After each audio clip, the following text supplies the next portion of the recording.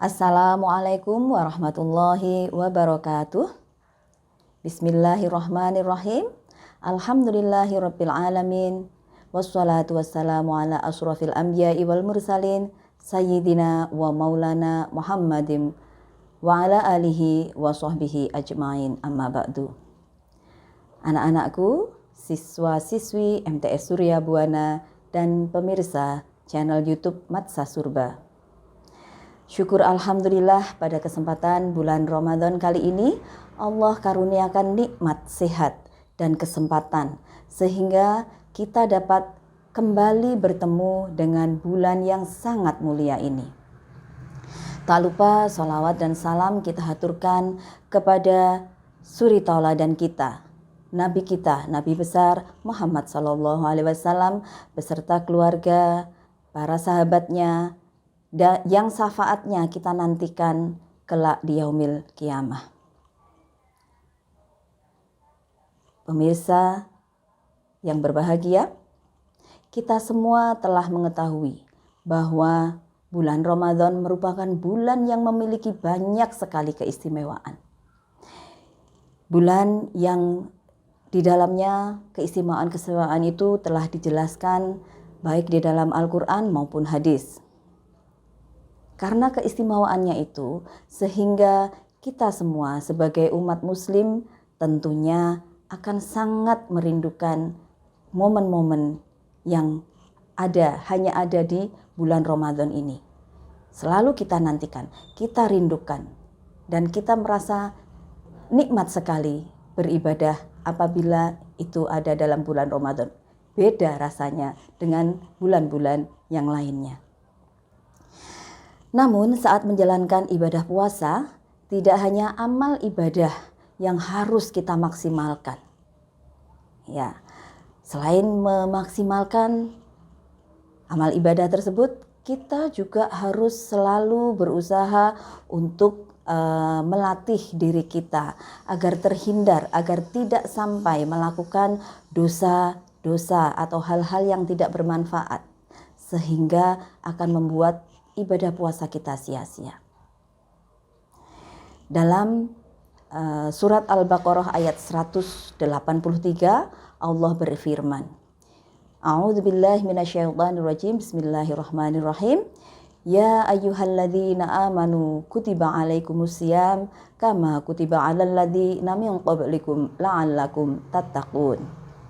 Yang artinya, wahai orang-orang yang beriman, diwajibkan atas kamu berpuasa sebagaimana diwajibkan atas orang-orang sebelum kamu agar kamu bertakwa.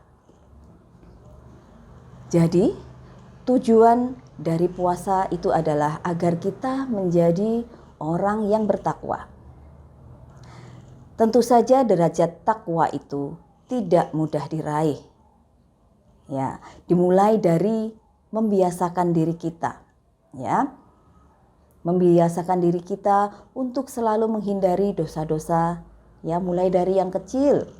Ya, salah satu dosa yang sangat mudah dan kita tidak menyadari kita melakukannya adalah dosa melalui lisan. Ya, jika lisan kita terbiasa berbicara atau mengeluarkan kata-kata yang baik, maka insya Allah perilaku dan tindakan kita juga akan bisa terjaga. Ya, hal ini juga bisa disebut dengan akhlakul karimah. Ya, upaya untuk membangun karakter yang baik melalui ucapan. Nah, salah satu hadis Rasulullah yang memerintahkan kita untuk menjaga lisan, ya, artinya ini saya ambilkan intinya saja bahwa di dalam hadis tersebut menyatakan bahwa apabila salah seorang dari kalian sedang berpuasa, maka janganlah berkata-kata kotor dan berbuat kebodohan yang sia-sia. Bila dia dicaci orang lain atau diperangi, maka hendaklah mengatakan, sesungguhnya saya sedang berpuasa. Ya, hadis ini adalah hadis riwayat Muslim nomor 1151. Nah, untuk memberikan ilustrasi ini, saya akan coba memberikan sebuah cerita. Ya, pada suatu ketika ada seorang anak laki-laki yang memiliki sifat sangat pemarah. Nah, tentu saja ayahnya tidak ingin dia terus mempunyai sifat itu sampai dengan dia dewasa. Ayahnya ingin agar dia menjadi anak yang bisa mengendalikan lisannya, yang bisa mengendalikan amarahnya. Ya, karena biasanya kalau orang marah-marah itu kan lisannya tidak terkendali. Nah, maka untuk mengurangi kebiasaan buruk sang anak ini, kebiasaannya marah ini, maka ayahnya mengajak anak itu ke depan rumah, di mana di depan rumah itu ada pagar kayu. Nah, dengan ayahnya membawa sekantong paku. Kemudian dia memberikan sekantong paku itu kepada anaknya sambil berkata, "Nak, saat kamu marah dan menyakiti orang lain, kamu mengucapkan kata-kata yang menyakiti orang lain, maka ambil satu paku, kemudian tancapkan pada pagar kayu itu. Satu kali dia marah, maka satu paku yang harus ditancapkan. Ya, kalau misalnya dia mengulangi lagi marah lagi pada hari itu, maka dia harus menancapkannya lagi." Nah, ayahnya sangat berharap ya bahwa suatu ketika anaknya nanti akan bisa mengendalikan amarah itu. Nah, ayahnya mengatakan pada anaknya itu, "Saat kamu marah dan menyakiti orang lain, tancapkan satu paku ke pagar ini. Ayah sangat berharap kamu bisa mengendalikan amarahmu sehingga tidak ada paku yang menancap di pagar ini. Dan saat nanti kamu telah berhasil menahan amarahmu selama 1 hari penuh, beritahu ayah." Begitu kata sang ayah kepada si anak. Nah, pada hari pertama ternyata anak tersebut menancapkan sampai dengan 20 buah paku ke pagar kayu tersebut. Nah, karena ternyata memaku pagar setiap kali dia marah, sungguhlah amat merepotkan bagi si anak tersebut. Oleh karena itu, pelan-pelan si anak itu berusaha untuk mengendalikan dirinya. Dan secara bertahap jumlah paku yang ditancapkan ke pagar itu per hari semakin berkurang. Sampai akhirnya dia mendapati bahwa dia sekarang lebih mudah menahan amarahnya. Ya, maka dia merasa bahwa dia akan lebih memilih menahan amarahnya daripada menancapkan paku ke pagar kayu tersebut. Hari-hari pun berlalu. Nah, sehingga paku yang ditancapkan setiap harinya berkurang.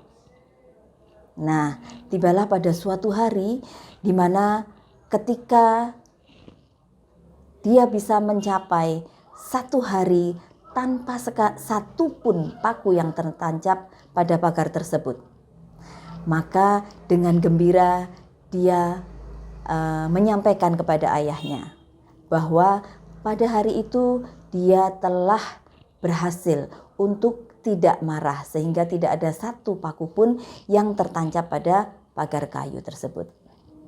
Kemudian sang ayah tersenyum dan memberinya selamat. Nah, dia kemudian ayah itu tadi mengajak sang anak untuk mencabut ya paku. Ya, saat sekali dia bisa menahan amarahnya, maka dia mencabut satu paku yang tertancap di pagar itu. Kemudian saat dia mau marah lagi, dia berhasil menahannya, maka dia harus mencabut lagi satu paku. Ya, sampai akhirnya tidak ada satu paku pun yang tertancap pada pagar kayu tersebut. Nah, kemudian dia mengatakan lagi kepada ayahnya bahwa sekarang pagar tersebut telah bersih dari paku yang sebelumnya dia tancapkan. Nah, maka sang ayah kemudian menuntun anaknya menuju ke pagar kayu itu. Kemudian sang ayah berkata, "Kamu telah berhasil menahan amarahmu dengan baik, anakku. Akan tetapi, lihatlah lubang-lubang di pagar kayu itu. Seperti kamu lihat, pagar ini tidak akan pernah bisa kembali sama seperti sebelumnya. Saat kamu mengatakan sesuatu dalam kemarahan, kata-katamu meninggalkan bekas seperti bekas lubang ini di dalam hati orang lain. Walaupun kamu sudah meminta maaf, luka itu akan tetap ada. Dan luka karena kata-kata sama buruknya dengan luka fisik."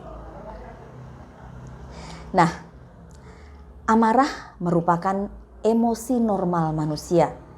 Kita tidak akan dapat menghilangkannya.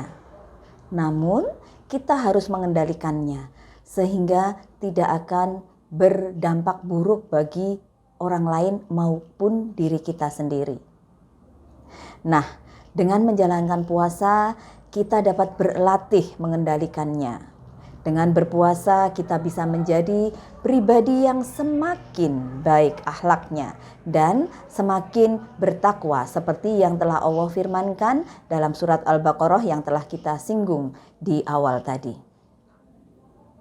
Nah, demikianlah apa yang dapat saya sampaikan. Mudah-mudahan kita semua, terutama siswa-siswi Matsah Surba dan para pemirsa sekalian, dapat mendapatkan manfaat dari apa yang saya sampaikan, khususnya bagi diri saya sendiri. Wabillahi taufik wal hidayah, waridho wal inayah. Wassalamualaikum warahmatullahi wabarakatuh.